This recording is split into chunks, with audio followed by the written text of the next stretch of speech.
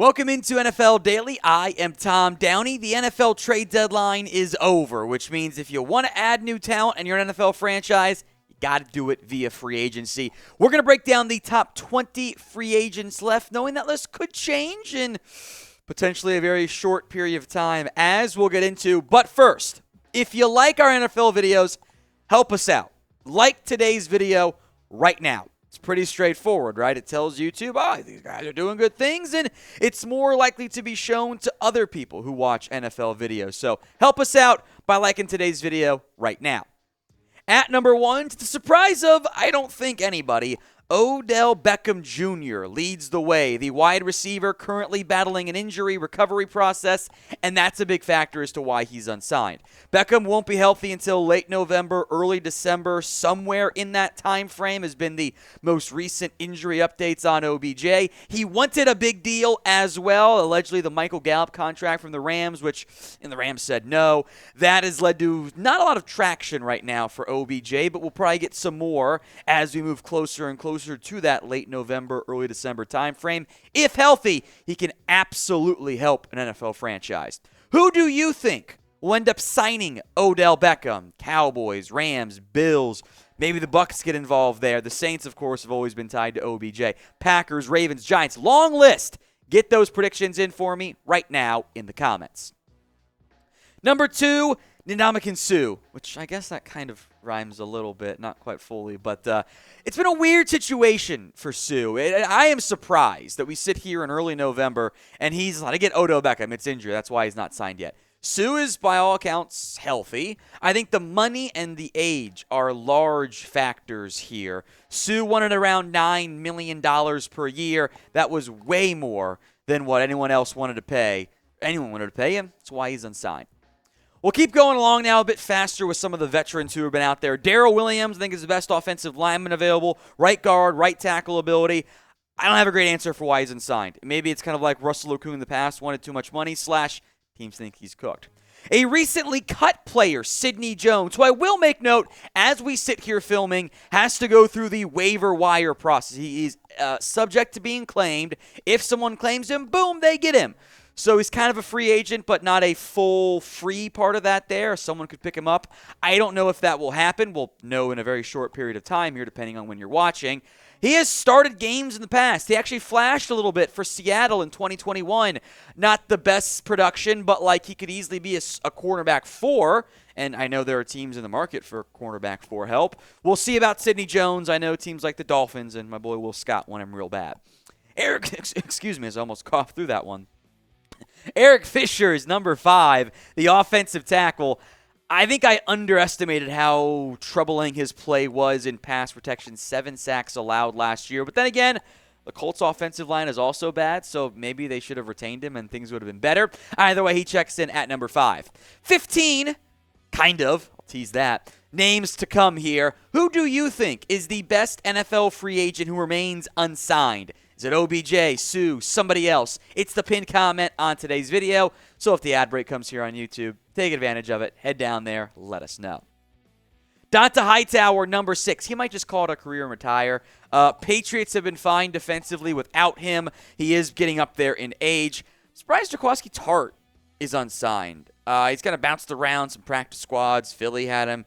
They went in a different direction. More of a box safety. Might be the new Trey Boston, who I always liked.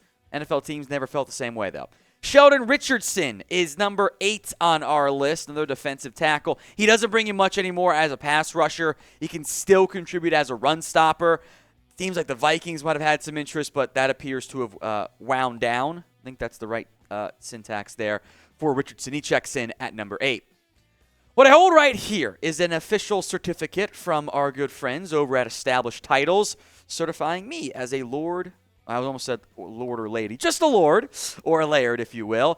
Established Titles. Maybe you're unfamiliar with them. You buy a square foot of land, and they will send you a certificate showing that you are a Lord or a Lady from Scotland. It's a square foot on a private estate, by the way, in Scotland. It's a fun, unique way to help preserve the natural woodlands of Scotland and also help some global reforestation efforts as well. It's a project based on the old historic Scottish custom. Landowners get to be referred to as lairds or lord and ladies. I'm, of course, on the lord side. You get a square foot of land, a unique plot number, and when they plant a tree for every order, they work with global charities, one tree planted, and Trees for the Future to support some global reforestation efforts. It's the perfect last-minute gift, especially if you're like me and you don't do a good job of shopping for things in advance. They're doing a big sale right now, and they're giving you an extra 10% off for the perfect last-minute holiday gift. EstablishedTitles.com/chat. Use promo code chat. You'll get that 10% off on top of their ongoing sales right now. Check the comment section, the description as well. That link and promo code will be in there.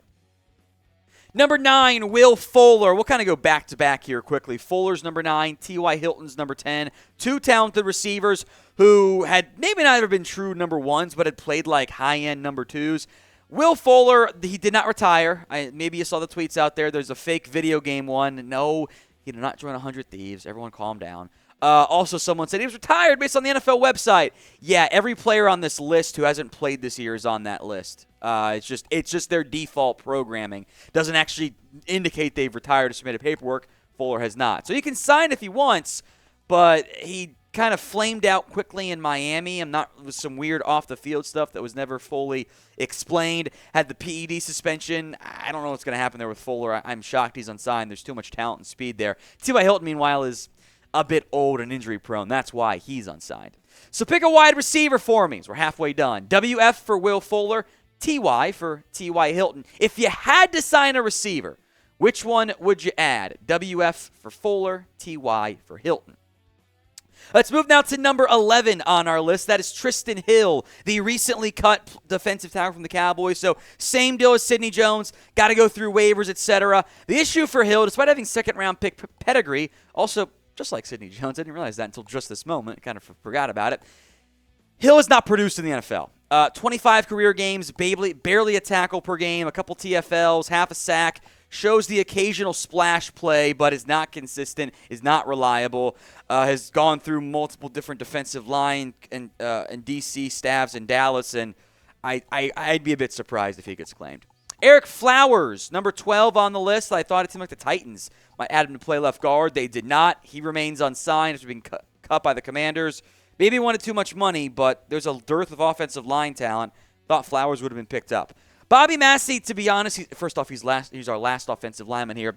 He's not that great, but he can be a swing tackle for you. And I've seen swing tackles around the NFL. It ain't pretty. Dee Ford, the defensive end edge rusher, is next up here. Injuries were a real problem in San Francisco for Ford. I was surprised how long it took them to cut him once it was clear he was just not going to be a part of the team anymore. Like, they could have done it months before they did this year. I think Ford's kind of cooked with that back issue. We have passed 120,000 subscribers. Thank you all so much. Thanks in large part to our live NFL trade deadline coverage. Let's keep growing, though. 321K coming up. We're barely 330 subs away. If you haven't already, hit that subscribe button for us right now. Another edge, Takk McKinley, number 15. He's taking some tours, etc. Coming back from injury. Kind of fits in a similar category. Injuries and just not that productive in recent years.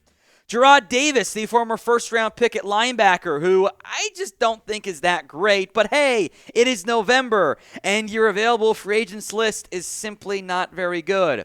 Malcolm Butler, the guy who went to the Cardinals, retired, unretired, goes back to New England, then doesn't make the team. It's kind of been a weird saga for Malcolm Butler, almost ever since the whole Super Bowl incident there for Mr. Butler. I think one of the better corners on the free agent market with Joe Hayden retiring.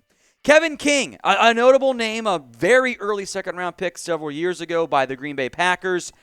I think has been overhyped in recent years. I'm not surprised he's unsigned. He struggled pretty badly after Green Bay gave him a one-year, $5 million deal last year. Huge mistake on their part. Well, as big of a huge mistake $5 million can be for an NFL franchise. Got to clarify that since, we're normal people. King has just not played very good. Let's bring up Cam Newton, number 19 on our list here, because, you know what, why not?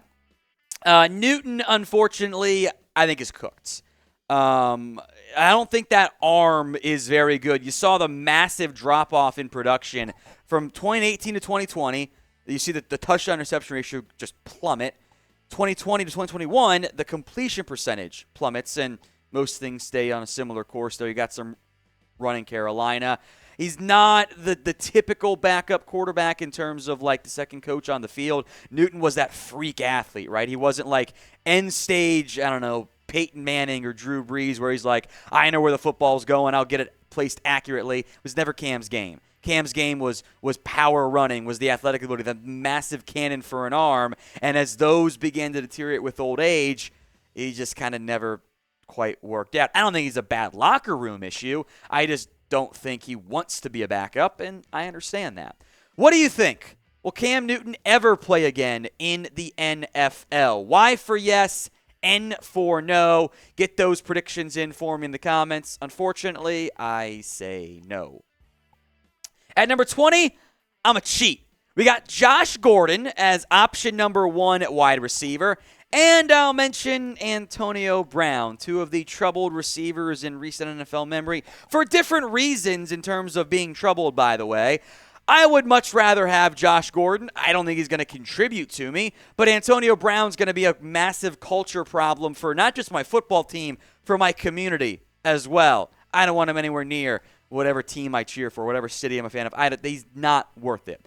But we'll leave it up to you folks. If you had to pick a wide receiver to add to your roster, who would it be? Type in AB for Antonio Brown or JG for Josh Gordon. That is the final question on today's show. If you made it to the end, thank you all so much. Make sure you vote in the comments.